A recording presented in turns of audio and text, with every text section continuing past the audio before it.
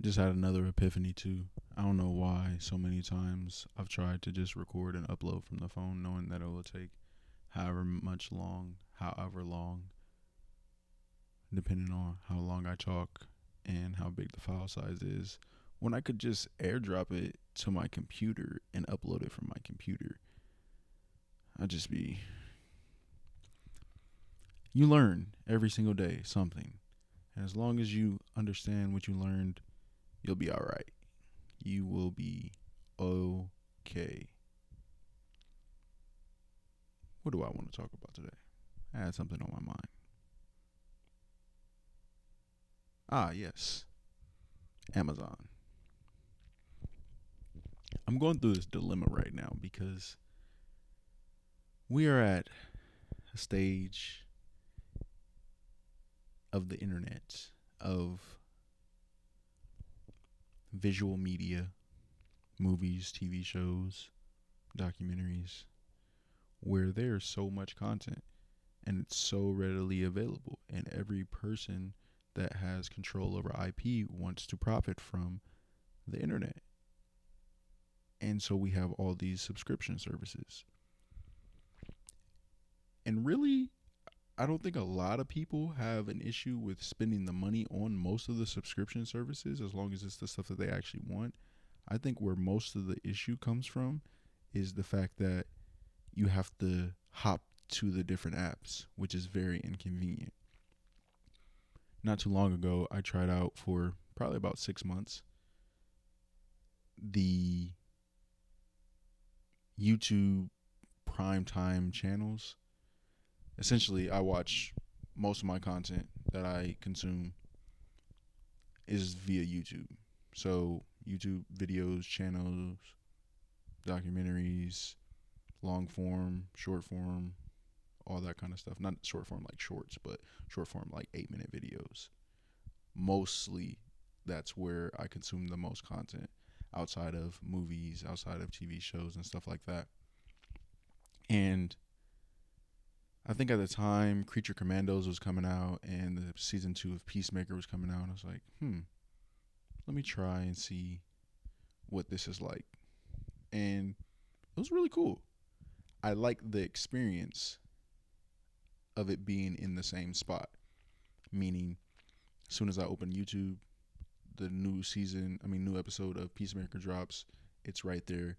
Just like a MKBHD video would be right there. Just like a random video would be right there because I want to watch it and it's right there. And it's exactly what I wanted to watch when I opened up this app because I knew it was going to be there. Or I knew this is the place that I go to watch it. And then right afterwards, because I also like watching the breakdown videos, to just go back and then be right back on the homepage, and then the breakdown videos right there. That's cool. That's amazing. That is exactly the type of user experience that I want. The thing that sucks is I couldn't download any of the episodes offline, which kind of sucks. I mean, it's not a necessity, but it kind of does suck because say I travel and I want to watch what I'm already paying $20 for. And granted, $20 paid directly to YouTube for HBO Max, now just HBO, formerly known as HBO, now known as HBO, had a little Max phase. And I can't even download the content? I'm paying $20 just to watch it in a convenient place? Fuck no. But I kept doing it because, I was just trying it out, seeing if that was the only thing that I didn't like. I also didn't like the fact that whatever I watched on HBO didn't matter to my algorithm. What the fuck is the point of it being on YouTube if it doesn't affect my algorithm? And also, the content that was on HBO wasn't being recommended to me on my feed. What the fuck is the point? I gotta go into the HBO section, and even then, it doesn't recommend me anything. It just shows me the the generic stuff that shows everybody else. There's no personalization to it. Absolutely not. I don't like that either. All that. for context, now bring in Amazon. Amazon is also doing the buying a subscription that lives and is able to be viewed via Amazon Prime Video. So you go to Amazon Prime Video, you can watch the Tom Clancy stuff, you can watch Beast Games, and you also can watch Apple TV shows, and you also can watch HBO shows, and you also can watch NBA Peacock, NBA League Pass, NBA TV, PGA, F1, all in the same interface, and all affect your recommendations. And you can buy things, and you can get recommended things from different streaming services. It goes on and on and on. And that's just a better product. And they understand the idea and the philosophy better. And they, of course, they have the infrastructure to host and things like that. Probably easier than YouTube does, because YouTube natively isn't Google Cloud. Of course, they are owned by the same company, but it's different from how Amazon operates, as that's the same company, and Amazon Web Services is still Amazon Video. It's just subsidiaries within the company, but they still function as the same company, which is a little nuance to that. But they allow you to download the video. They allow it. And it makes no sense to me. It's like, how can Amazon get these licensing deals to be able to host it on their own servers so I can download it and watch it on the plane, any movie or show that I want to, while also having it in one uniform, universal UI, but YouTube can't? That don't make sense. And then on top of that, now Amazon has exclusive deals with the NBA and WNBA to only sell League Pass as an add-on subscription outside of buying it straight from the NBA on Amazon. I'm like, damn. So talk all you want about the capitalist side of things. They are making it easier. That is, it's still not perfect. And I'm even debating on, is it even worth it? Only thing that makes it even cooler for me is because I have an Amazon Prime card. So that means that any subscription that I buy, I also get 5% back on. So I get a 5% discount on all my subscriptions. There's not even a credit card on the market that gives you that outside. Maybe there's one. Let me think. Subscriptions. Oh, the Capital One Saver, I think gives you, I think that's only 3% though. I don't know. There might be one that I'm missing that gives you 5% back on subscriptions, but it's also not all the subscriptions that you want, which Amazon pretty much sells all the subscriptions that you would want, plus niche ones. So you get 5% back on all your subscriptions. So say you spend $200 on subscriptions. Come on, do the math. You're getting a good chunk back in terms of relatively a good chunk back. Still 5%, but that's 5% less. Food for thought.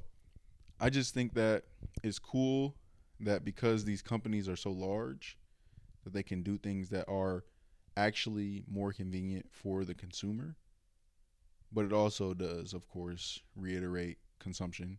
It also does reiterate funneling them into the whole ecosystem. But Apple has an ecosystem. Google has an ecosystem. Facebook has an ecosystem. There's ecosystems everywhere. It's just pick which one you're more comfortable with.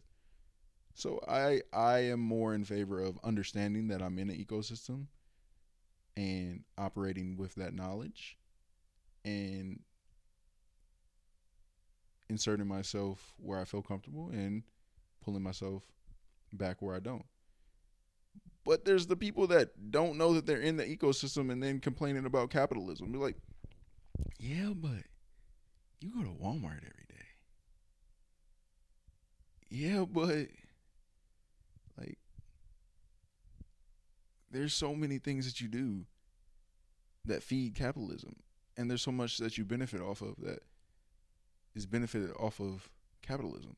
Now, I'm no apologetic. Well, I am an apologetic by nature because that's just how I have to approach things.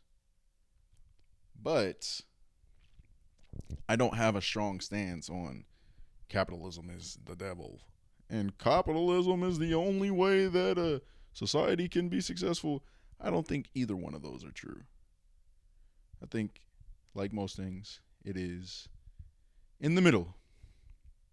In the middle, and it sways back and forth between what's the reality, which side is having its day, having its pull, having its swing, like tides getting pulled by the moon. I don't think there's anything else I have to say about this, though. Essentially, I love YouTube, but they don't do shit else right besides what they do excellent. And they have so much potential. It's so funny because I have been watching YouTube on a TV for, I don't even know. I went essentially as soon as I had a TV of my own, which was 2019, freshman year of college,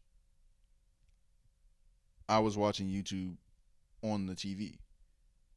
I really am not into watching YouTube on my phone unless it's convenient. Like I'm on the go. I'm on a train. I'm on a bus. I'm just in my car waiting on something. When it's convenient, I'll watch it. But I prefer to watch YouTube on a TV.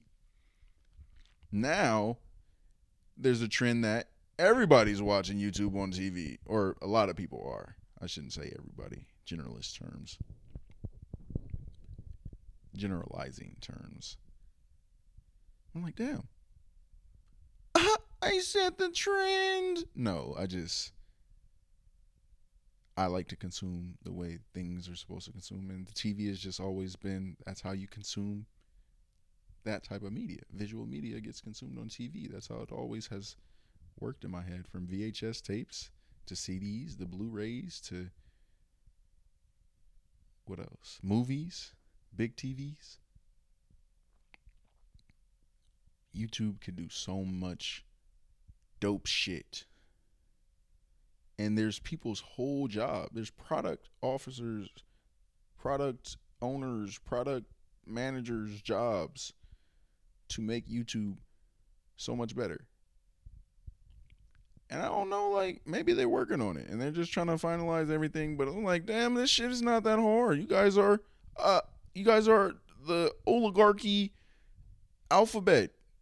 Come on, y'all are alphabet. Y'all have DeepMind over there doing stuff. Y'all have Google over there doing stuff. Y'all are literally,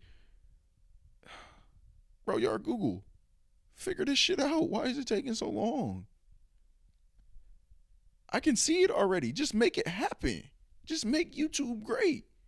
I mean, it's already great, but make it that much greater. I don't fucking know. It can be so much better.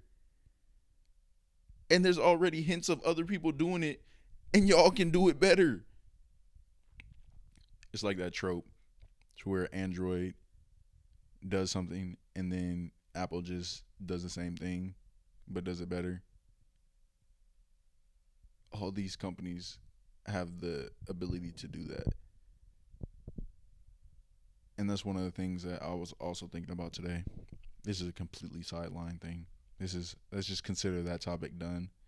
It still kind of relates, but we're on a different train track now. I saw this video. You know, the new Fitbit came out that's kind of copying Whoop. You know, Whoop saying like we're always gonna win. We're still ahead. And I was like, damn, bro. Like I really don't understand Whoop. Like why the fuck would somebody wear Whoop when there's the Apple Watch? I just don't understand that, me personally. unless the only reason is because you don't want a screen, which I mean is valid, but also you're paying a subscription to not have a screen. I would take the screen. Yeah, most definitely. I would take the fucking screen. I was thinking, okay, they compared in the video, it was comparing Apple Watch and the Whoop. I was like, okay, all these valid points. All right, I'm with you, I'm with you, I'm with you. And in the back of my mind, I was thinking, like, but like, the Apple Watch does all the same things. There's nothing that the Apple Watch can't do that a Whoop can do. And it's just the fact that Apple doesn't natively give you all the cool and fun things that Whoop gives you in their software. And then that's where, again, the ecosystems, I was like, oh, he explained it in the video. And it was like what I was thinking. I was trying to get there myself, but then he said it in the video. Bro, Apple gave you the Apple Watch. Apple Watch can do anything that any one of these fitness trackers or health trackers that you wear can give you, metric wise. But then they throw it into the ether and let the creators profit from it. The app makers. They make an app that can read from the Apple Watch all the metrics, and then boom, Whoop's beat. What the fuck can Whoop do that the Apple Watch can't do if you just find the app that works for you? Now, it might be paid either way, but you're still spending less than Whoop every year, almost guaranteed. And you also have more integration into the Apple ecosystem. So, I don't know, man. It's like, sounds like a no-brainer. And those are the kind of things we're like, wow, gotta love marketing, because why is Whoop Whoop? Why are they Whoop?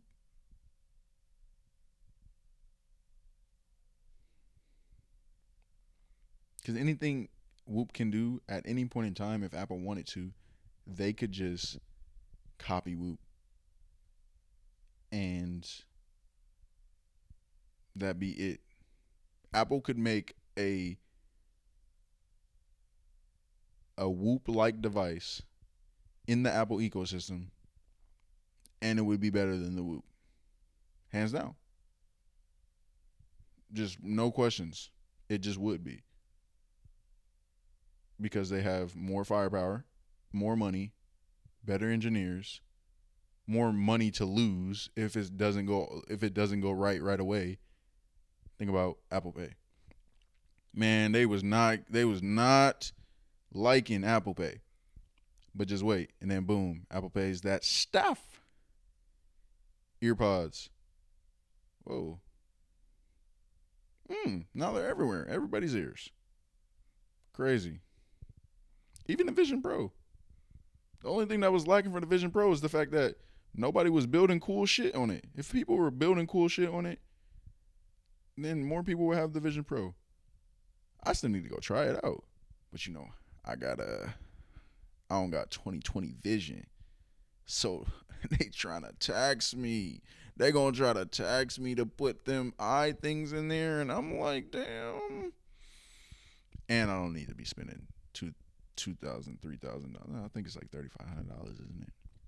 $3,500 on something I'm not gonna use that much.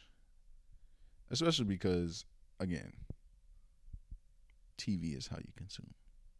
So I could just spend the $3,000 on a TV. Although it is still cool as fuck to have a computer like that in that form factor. And maybe one day I'll cop one. Just for the sheer fact of, like, I want to be going around feeling like I'm Tony Stark. But don't we all? All right. Into the event horizon.